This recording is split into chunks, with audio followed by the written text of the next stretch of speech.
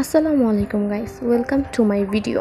আজকে আমি আপনাদের শেয়ার করব কিভাবে খুব কম সময়ে সহজভাবে মজাদার ভুনা খিচুড়ি রান্না করা যায়।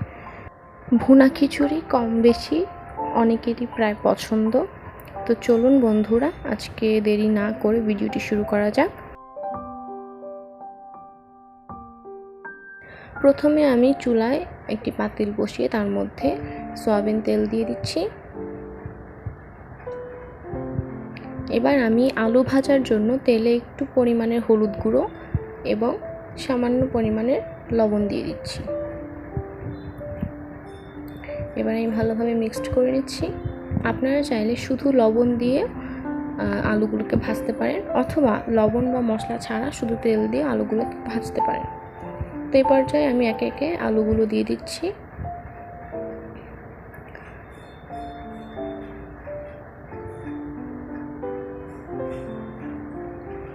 আলুগুলো দিয়ে আমি ভালোভাবে নেড়ে দিচ্ছি। এবার আমি এটাকে একটু ভালো করে ভেজে নেব। তো দেখুন প্রায় ভাজা হয়ে গেছে। এবার এটাকে আমি তুলে নিচ্ছি।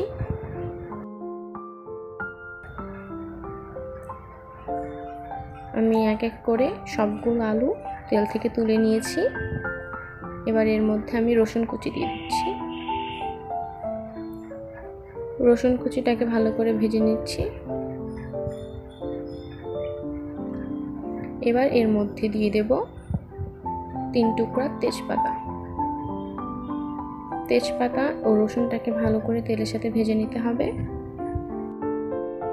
এই পর্যায়ে আমি দিয়ে দিচ্ছি 1 কাপ পরিমাণের পেঁয়াজ কুচিগুলো দিয়ে আমি ভালোভাবে তেলের সাথে ভেজে নিচ্ছি। পেঁয়াজগুলো প্রায় ভাজা হয়ে গেছে।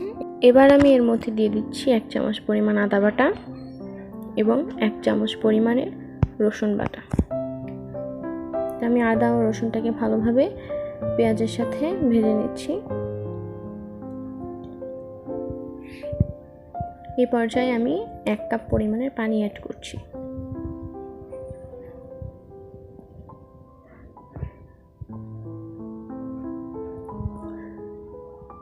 এবার আমি এর মধ্যে 1 চামচ পরিমাণ হলুদ গুঁড়ো ও 1 চামচ পরিমাণের মরিচ গুঁড়ো দিয়ে দিলাম।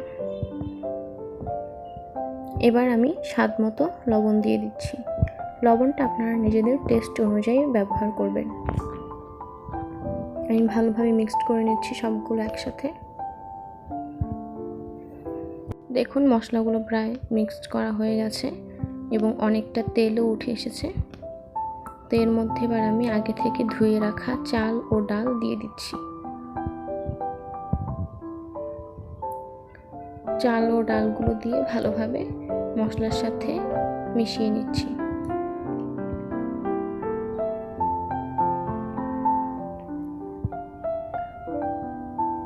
এবার আমি কিছুক্ষণ ঢাকনা দিয়ে ঢেকে দেব। দেখুন প্রায় অনেকটাই পানি শুকিয়ে এসেছে এবং ভালোভাবে মশলার সাথে মেশানো হয়ে গেছে। তো এবার আমি এই পর্যায়ে কিছুটা পানি দিয়ে দিচ্ছি। পানিটা আপনারা নিজেদের চাল ও ডালের পরিমাণ অনুযায়ী দিবেন। তো এবার এর মধ্যে আমি আলু ভাজাগুলো একে একে দিয়ে দিচ্ছি। আলু ভাজাগুলো দিয়ে দিলাম। এবার এর মধ্যে কয়েকটা কাঁচামরিচ দিয়ে দিচ্ছি। এবার কিছুক্ষণের জন্য ঢেকে দিচ্ছি। দেখুন প্রায় অনেকটাই পানি শুকিয়ে এসেছে এবং চাল ডালগুলো প্রায় সেদ্ধ হয়ে গেছে। তা আমি আরেকটু হালকা করে নেড়ে দিচ্ছি। এই পর্যায়ে অবশ্যই চুলার আঁচ স্লো করে রাখবেন। তো এই পর্যায়ে আমি 2টা ডিম নিয়েছি। ডিম দুটোকে আমি ভেঙে এভাবে দিয়ে দিচ্ছি। ডিম দুটোকে দেওয়ার পর আমি ভালোভাবে মিক্সড করে নিচ্ছি আবারও।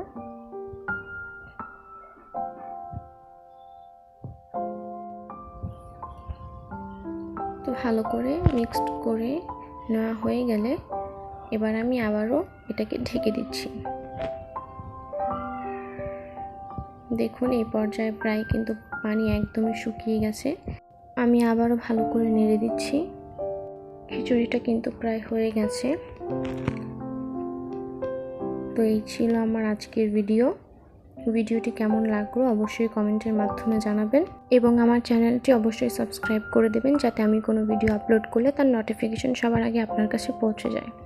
ধন্যবাদ সবাইকে। আল্লাহ হাফেজ।